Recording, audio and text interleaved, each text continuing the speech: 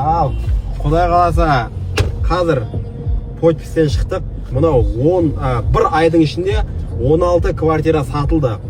Сонымен бұл жерде құрылыс компаниялардың бастықтарының, кеше көрдіңіздер ғой, мына Риван деген мынау Дануктың президенттерімен жүрдік, миллиарды обороттармен. Солардың көзіне түстік, көрсеттік статистиканы.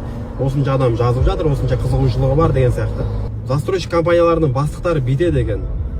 Үлкен менеджерларын айтады екен, өз мемлекеттерінен барыңдар да 50-ге жуық, 40-қа жуық адам алып келіңдер, үйретіңдер, Дубайды көрсетіңдер, жұмыс жасаңдар деп, осылай өздерінің компанияларын реклама жасайды екен да. Мен айттым оған, сен мені инвестировать етіп бер, мен саған Қазақстаннан, СНГ-ден, болмаса Европадан мен деген адамдарды алып келем, мына жерде Дубайды жаратын деп айттым да.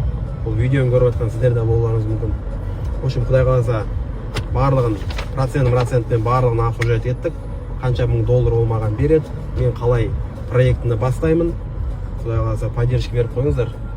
Бүгін 10 март, 10 наурыз біз проектімізді бастадық. Мынандай керемет погодада.